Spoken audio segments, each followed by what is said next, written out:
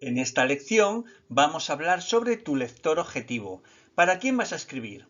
¿Para niños pequeños? ¿Para jóvenes, literatura juvenil? ¿O vas a escribir para adultos? Bueno, vamos a ver un poquito las diferencias que hay entre estos tres tipos de escritura. Si vas a escribir para los más pequeños, es difícil, ¿eh? Porque tienes que intentar contar lo que quieras contar, pero con un lenguaje muy sencillo y un vocabulario bastante reducido.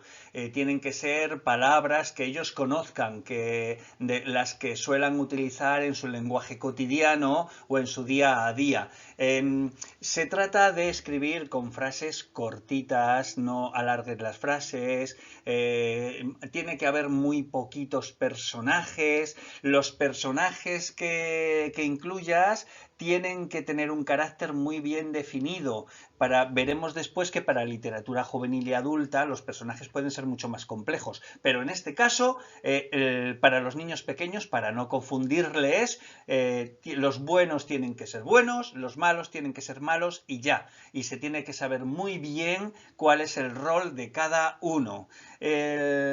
Los temas que se abordan en esta literatura, pues son temas que conozcan y que sean familiares para los pequeños, temas cotidianos, el colegio, la familia, la amistad,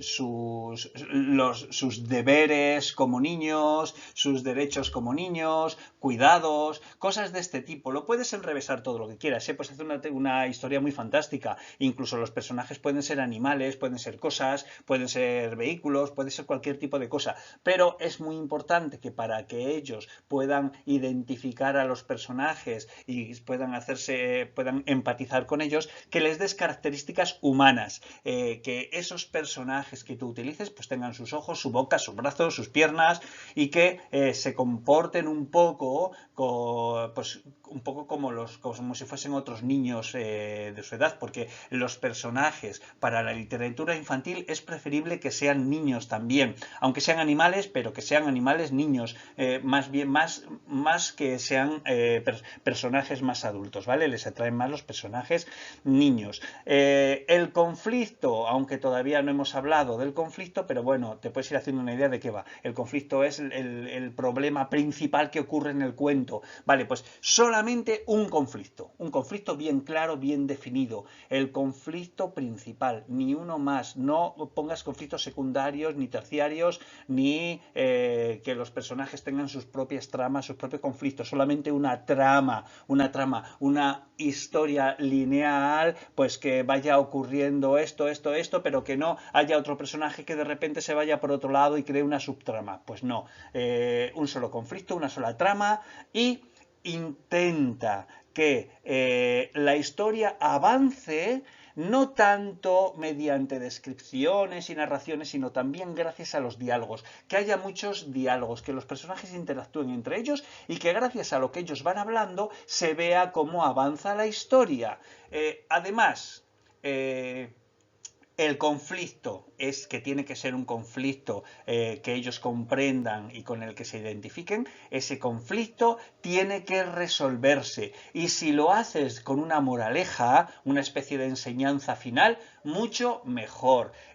Bueno, en la literatura con los más pequeños no importa que la moraleja sea muy explícita y que sea una frase final o un párrafo final donde se explique la moraleja. En este caso puede ser hasta educativo y puede estar bien. Con los más mayores ya te darás cuenta de que si haces una moraleja de este tipo van a tirar tu libro a la basura porque no les gusta que les den lecciones. Para la literatura juvenil ya puedes utilizar un lenguaje mucho más amplio, más rico, un vocabulario mucho mayor.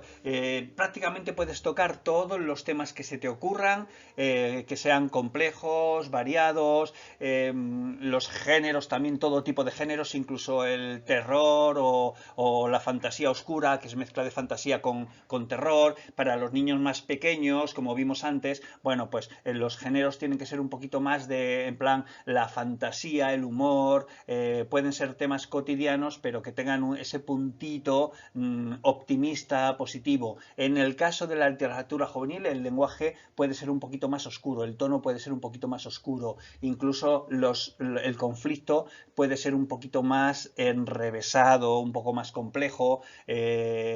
A los jóvenes, a los que no son todavía muy adultos y ya han pasado de la niñez, les gustan los temas cotidianos que les afectan en su día a día, pues problemas típicos de la adolescencia, del primer amor, temas sexuales, cosas de este tipo que suelen identificarse con ellos porque los están viviendo, los están sufriendo y les gusta leer sobre eso, aunque es cierto que los temas de fantasía suelen copar las estanterías de las librerías. De hecho, a mí siempre, desde niño hasta la actualidad, los temas que más me han gustado siempre han sido la fantasía y el terror. Bueno, el conflicto aquí puede ser todo lo complejo que tú quieras, pero si quieres atraparlos, intenta que sea sobre temas que a ellos les importan. ¿Cómo saber qué temas les importan? Bueno, si tienes hijos lo tendrás más claro, si eres profe o maestro también lo puedes tener más claro, y si no, pues investiga en internet para ver qué tipo de temas o qué tipo de libros en literatura juvenil son los que más se venden, y entonces a partir de ahí podrás intentar utilizar temas como ese o parecidos. También puedes utilizar temas conflictos secundarios, es decir, que además del conflicto principal, los personajes tengan sus propios conflictos personales, tanto el protagonista como los personajes secundarios, que tengan esos conflictos que dan mucha riqueza a la historia. Luego recuerda que tienes que dejar resueltos todos esos conflictos, no puedes dejar cabos sueltos. Las tramas, evidentemente, si hay varios conflictos, puede haber varias subtramas para que los personajes vayan resolviendo tanto el conflicto principal como esos conflictos paralelos o personales o secundarios que pueden tener los personajes. De la misma forma que te decía antes para el conflicto, si haces varias subtramas, tienes que intentar que se vayan interrelacionando entre sí para que todas las cosas que ocurran en tu novela tengan como objetivo resolver al final el conflicto principal. Sí, los conflictos secundarios hay que solucionarlos, pero todo eso tiene que estar al servicio de resolver el conflicto principal. De nuevo te digo que utilices los diálogos, que hay muchas novelas, muchas historias que de repente te tienes que leer un capítulo ladrillo en el que nadie dice nada. Entonces, bueno, sí que si eres muy hábil y ya tienes experiencia, seguramente serás capaz de hacer un capítulo sin diálogos en el que solamente haya narrativa y no aburras al lector. Pero no es fácil, no es fácil, y además a mí no me gusta nada. Pero bueno, para gustos, los colores. Como hemos dicho, no incluyas moralejas. El final puedes hacer que tenga algún tipo de enseñanza, pero tiene que ser muy disimulada, es decir, no la expliques. Deja que el lector la averigüe por sí mismo y no la pongas justo al final, sino que se vaya dando cuenta a medida que avance la historia, especialmente en toda la parte del desenlace, que ya se vaya vislumbrando esa enseñanza que se puede obtener con esa lectura. Pero no lo hagas en forma de moraleja explícita, porque a los jóvenes que no son niños ya no les gusta que les demos sermones. Así que intenta disimularla un poquito.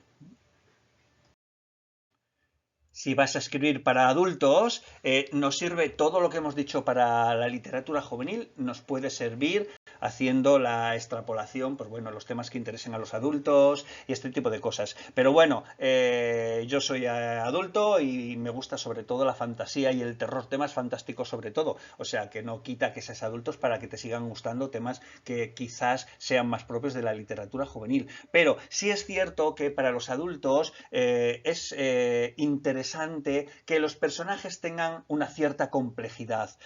Con los jóvenes también, con los niños ya dijimos que tenían que estar muy definidos los comportamientos, pero con los jóvenes y con los adultos, el malo no puede ser solo malo y siempre malo. El bueno no puede ser siempre bueno y solamente bueno. Pues el bueno será esencialmente bueno, pero tendrá sus aspectos discutibles.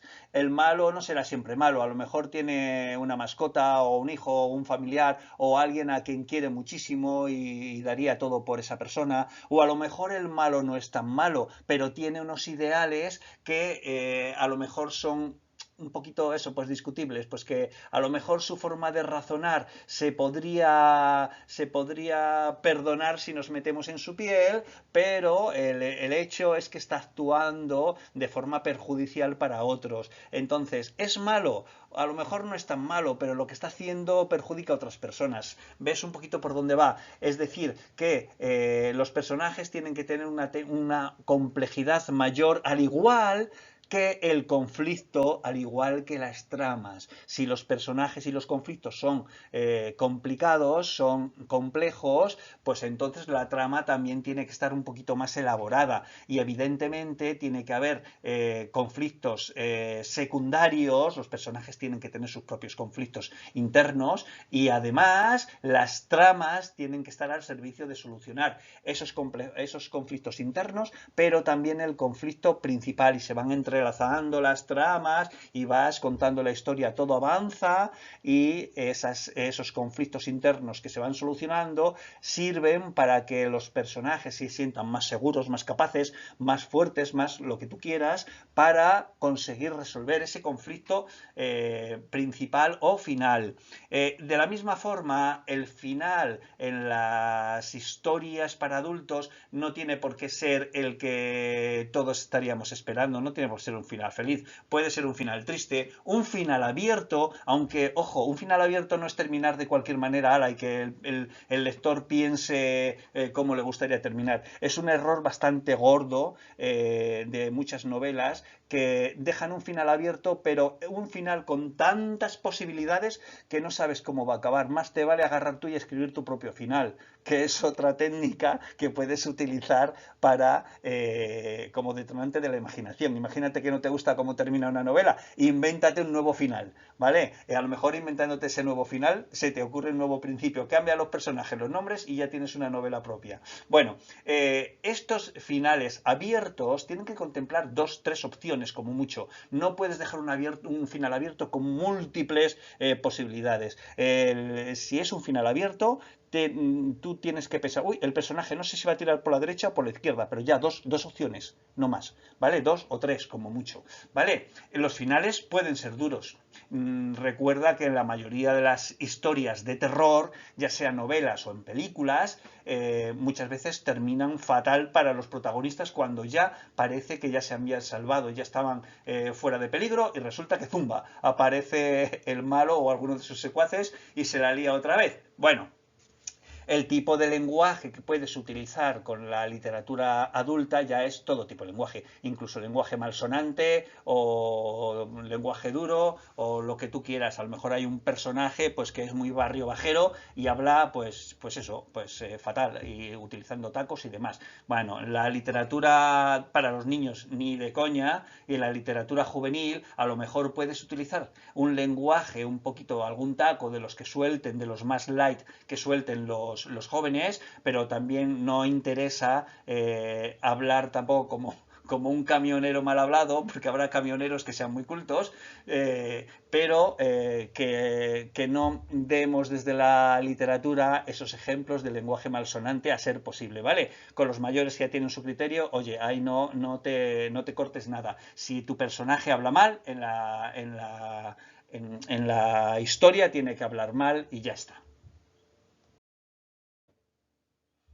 Por si te ayuda y para que vayas acostumbrándote a planificar un mínimo por lo menos, te he hecho una plantilla que puedes descargarte desde el aula virtual para que vayas haciendo pequeñas anotaciones sobre lo que va a ser tu proyecto final. Entonces, de forma muy breve, puedes ir anotando pues a quién va dirigida tu lectura, puedes anotar el género, el tono, el conflicto. No hemos hablado todavía de ello, pero como vamos a hacerlo en las lecciones a medida que avance el taller, vamos a ir hablando de todas estas cosas. Bueno, pues tú esta plantilla, si la imprimes o la tienes tienes en tu ordenador, pues la puedes ir rellenando. Es cierto que luego cuando acabes yo estoy seguro que vas a tener que retocarla porque vas a ir puliendo las ideas. Entonces, bueno, te invito a que descargues esta plantilla y la guardes y la vayas completando a medida que avances por el taller. Y luego que puedas consultarla o que a partir de aquí seas capaz de crear tu proyecto final.